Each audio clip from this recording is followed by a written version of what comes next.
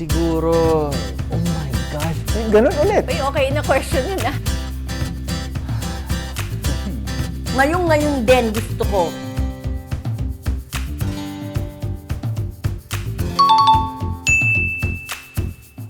Wow, kung magiging bata ako ulit, ang unang gagawin ko ay siguro bungee jumping. Una kong gagawin, i-enjoyin ko yung childhood ko. Kasi hindi ko yun na-experience eh. Hindi ko siya na-experience in a way na taong bahay kasi ako. At kami-kami lang ng mga magkakapatid ko yung naglalaro sa loob ng bahay. So gusto ko ma-experience yung meron naman akong friends. Katulad mga kapitbahay, ganyan, sa school. Oh my gosh, maglalaro ng basketball araw-araw, 3 times a day. Kasi ganun ako nung bata ako, sobrang ko na-miss yun. Ano akong gagawin? Also, be with my friends, yung mga friends ko noon, kapitbahay ko noon, yung friends ko nung grade school ako. And eat a lot. Kainin ko lahat ng favorite food ko. Kung magiging bata ako ulit, mas maglalaro pa ako ng mas maglalaro sa labas ng bahay. Walang gadgets, mga patintero, taguan, habulan, text, luksong baka, luksong tinik, at saka basketball, mga ganon.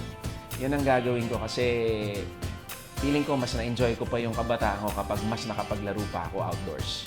Invest in Bitcoin.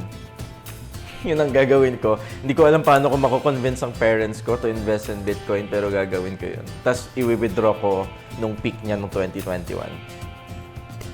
Ganun ulit. Siguro, babalikan ko lang yung dating ginagawa namin kasi ngayon parang mga bata ngayon parang hindi na nila alam yung larong kalye.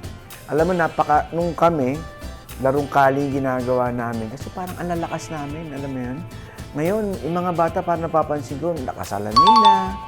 So, babalikan ko yung laro nung araw. Uy, okay na question yun ah. Napaisip ako doon na ang una kong gagawin is maglalaro 1 to sawa. Yun ang gagawin ko. Kain ng maraming chocolate. Dami eh. Ang una kong gagawin. Oh my God. Siguro, mas inagahan kong mag-ride ng motor kasi I'm a late bloomer when it comes to riding motorcycles. So I think yun yung una kong gagawin. Mag-aaral na mag-motor again. Ngayon na, kung magiging bata ako ulit, ngayon din gusto ko. Ang unang-una kong gagawin, mas mag-aaral mabuti.